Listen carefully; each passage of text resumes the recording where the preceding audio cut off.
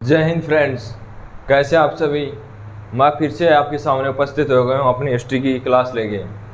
तो जैसा कि आप सभी को पता है कि मैं रोज़ाना आपके लिए हिस्ट्री की क्लास लेकर उपस्थित हो जाता हूँ, तो उसी क्रम में अपनी हिस्ट्री की अगली क्लास है।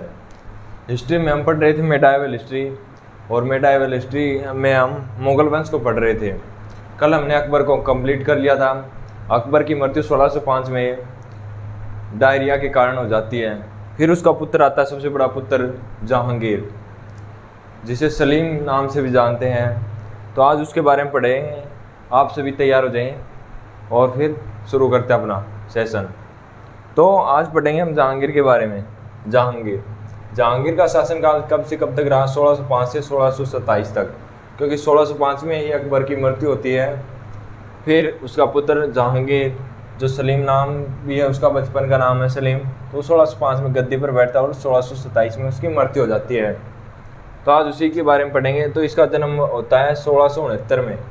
1669 में सलीम का जन्म होता है। जहांगीर का कब होता है? 1669 में आपके जहांगीर का जन्म होता है। और इसकी माता का नाम, इसका बचपन का नाम क्या था? तो बचपन का नाम था इसका सलीम इसका बचपन का नाम था। फिर इसकी माता थी जोधाबाई, जो आमेर के शासक की पुत्री थी, तथा सवाई मानसिंह, जो आपको मानसिंह था, उसकी बहन थी जोधाबाई।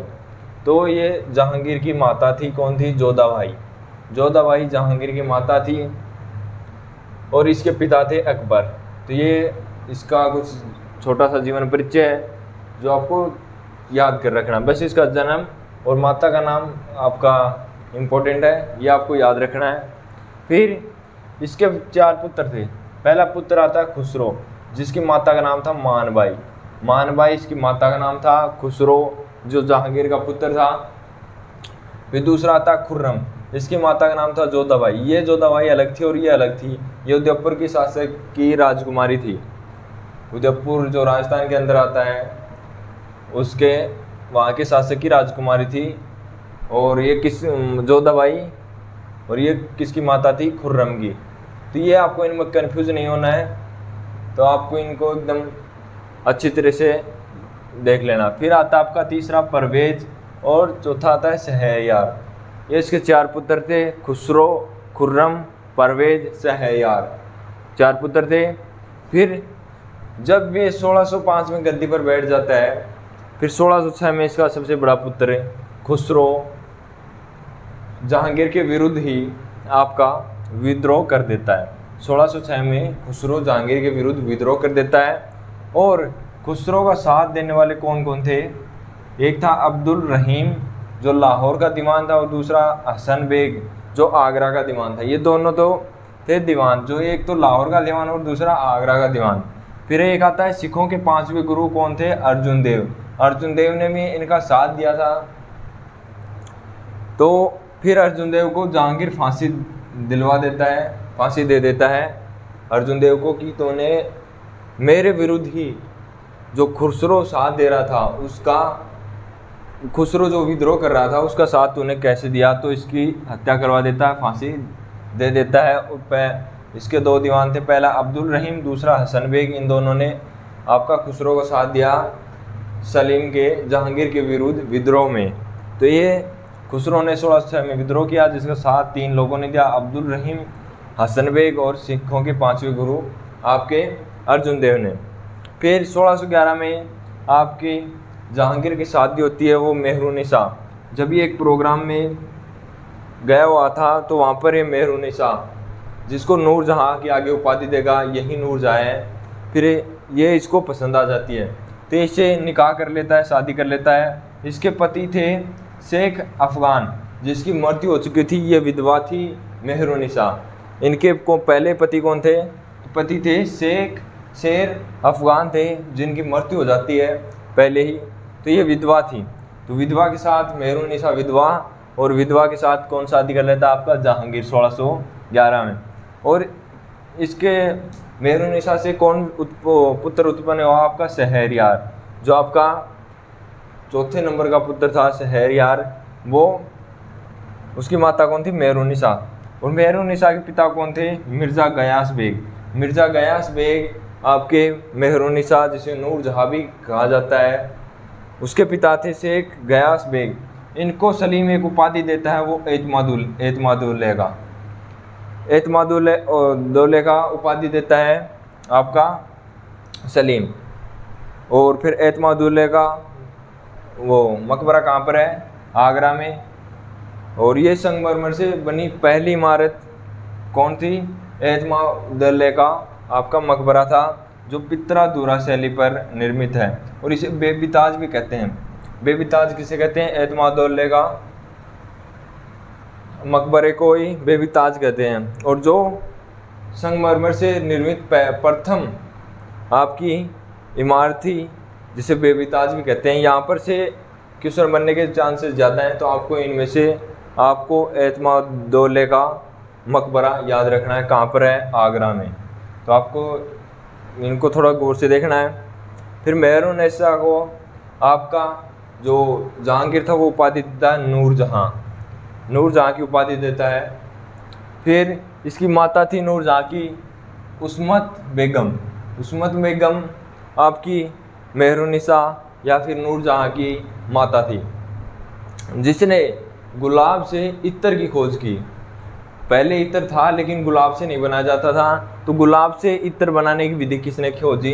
तो आपकी आ जाएगी उस्मत बेगम, जो किसकी माता थी? आपकी मेहरुन्निसा की माता थी। यहाँ पर से कई बार क्वेश्चन पूछा गया है कि आपका जो गुलाब से इत्र बनाने की विधि सर्वप्रथम किसने खोजी भारत में? तो आपका आ जाएगा उस्मत बेगम ने। फिर सलीम को किस लिए जाना जाता है? जो न्याय की जंजीर है, जो आगरा में स्थित है न्याय की जंजीर, उसके लिए जाना जाता है, जिसमें 60 घंटियाँ लगी हुई हैं।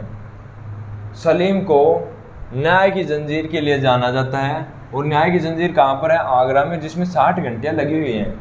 आपको अच्छी तरह से देख लेना है कि न्याय की जंजीर कहाँ पर स्थित है? आगरा में। और कितनी घंटियाँ लगी हुई हैं? तो 60 घंटियाँ लगी हुई हैं। कई बार क्वेश्चन पूछा गया है कि न्याय की जंजीर जो आगरा में स्थित है, जहांगीर द्वारा बनवाई गई है, उसमें कितनी घंटियाँ लगी हुई हैं? तो आपका आंसर हो जाएगा 60 घंटियाँ। क्वेश्चन सीधा पूछ लेता है कि न्याय की जंजीर में कितनी घंटियाँ लगी हुई हैं, तो आपका आ जाएगा 60 घंटियाँ। और न्याय की जंजीर किसने बनवाई? तो आपका आ जाएगा सलीम। ये कहाँ पर स्थित है? आगरा में। कितनी घंटियाँ लगी हुई हैं? 60 घंटियाँ। तो यहाँ पर से आपके 4-5 क्वेश्चन कंप्लीट हो जाते हैं। किसने बनवाई न्याय की जंजीर? आपके सलीम में। कहाँ पर स्थित है? आगरा में। कितनी घंटियाँ लगी हुई हैं? तो 60 घंटियाँ। तो ये होगा सलीम की न्याय की जंजीर। और जो सलीम का शासनकाल था, जो इसके समकालीन शासनकाल था, उस शासनकाल को चित्रकला का स्वर्ण काल कहा जाता है। क्योंकि यहाँ पर अनेक जो आपकी चित्र कलाएँ थी वो उत्पन्न हुई, चित्र शैलियाँ उत्पन्न हुई।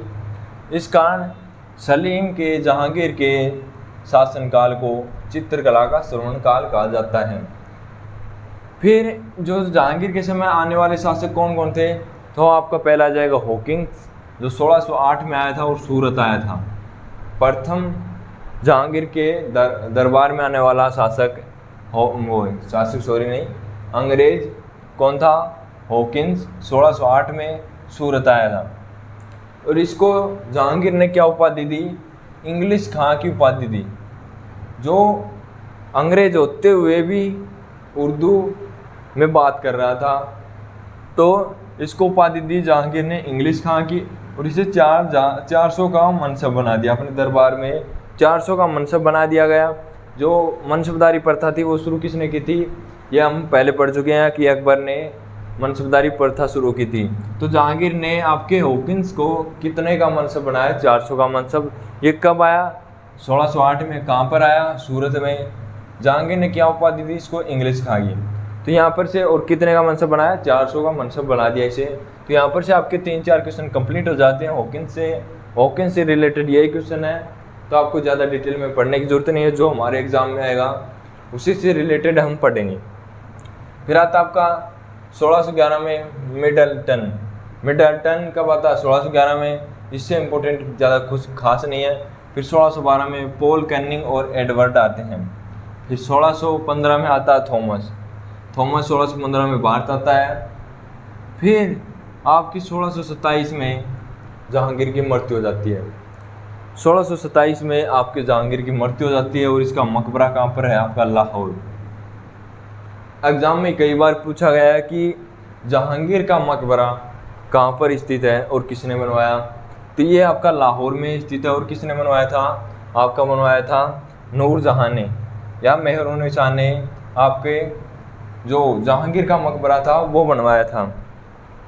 जो जहांगीर की आत्मकथा है वो तुजुक ए जहांगीरी में संग्रहित है, जिसके रचयिता इसने स्वयं ने अपनी बायोग्राफी लिखी है, अपनी आत्मकथा बायोग्राफी। आत्मकथा को इंग्लिश में बोलते हैं, तो बायोग्राफी ऑटोबायोग्राफी किसने अपनी खुद ने लिखी है, तुजुक ए जहांगीरी। लेकिन इसको आधा ही कंप्लीट किया था और पूरा किसने किया, मोतीबिंद खान ने। मोतीबिंद खान ने जो आपकी जहांगीर की आत्मकथा किसमें संग्रहित है, तुजुक ए जहांगीरी, जो फारसी भाषा में है, उसको कंप्लीट किसने किया था, मोतीबिंद खान ने आपका कंप्लीट किया था। जो इसके समय के चित्रकार कौन कौन थे, आपके जहांगीर के समय के चित्रकार, तो आपके आ जाएगा फारूक बेग और दौलत खां। ये इंपॉर्टेंट हैं, दोनों इंपॉर्टेंट है आपके एग्जाम की दृष्टि से। क्वेश्चन पूछ लेगा निम्न में से सलीम या जहांगीर के शासनकाल में चित्रकार कौन था। ऑप्शन में इन दोनों में से एक दो दे देगा, तो आपको राइट आंसर इन दोनों में से करना है। तो चित्रकार कौन कौन थे इंपॉर्टेंट, तो फारूक बेग और दौलत खां दोनों इंपॉर्टेंट हैं, जो सलीम के शासनकाल के दौरान चित्रकार थे। फिर जो जहांगीर की मृत्यु 1627 में हो जाती है, तो उसके समय केवल दो ही पुत्र जीवित थे। पहला आता है खुर्रम, दूसरा शहरयार। दोनों ही आपके उसके जहांगीर के मृत्यु के समय जीवित रहते हैं। फिर आपका आता है खुर्रम, जिसे शाहजहाँ के नाम से भी जाना जाता है। तो शाहजहाँ को हम अगली क्लास में पढ़ेंगे। तो आपको अगर ये आपका कंप्लीट होता है जहांगीर 1605 से 1627 तक, इसको बस न्याय की जंजीर के लिए जाना जाता है जहांगीर को। तो आपको इम्पोर्टेंट तो बस यही है, इसने चित्रकारियाँ बहुत करवाई। जो चित्रकला थी उसको स्वर्णकाल कहते हैं, इसके शासनकाल को। तो ये इम्पोर्टेंट है आपका जहांगीर में, बस इतना ही खास। एक तो ये खास है एतमादुद्दौला का मकबरा कहाँ पर है, आगरा में, और इसे बेबीताज भी कहते हैं। तो ये आपका इम्पोर्टेंट है और ज़्यादा इम्पोर्टेंट नहीं है। एक हॉकिंस से क्वेश्चन रिलेटेड है, हर बार एग्जाम में एसएससी हॉकिंस से आगे पीछे क्वेश्चन पूछ लेगी। कभी एसएससी सीएचएसएल में पूछ लेगी, कभी दिल्ली पुलिस में, कभी सीजीएल में। तो आगे पीछे क्वेश्चन पूछ सकती है हॉकिंस से कि हॉकिंस कब आया, कहाँ पर आया, इसको जहांगीर ने कौन सी उपाधि दी। तो ये आपके जहांगीर कंप्लीट होता है। आप इसका स्क्रीनशॉट लेना चाहो तो ले सकते हो। फिर हम कल शुरू करेंगे अपना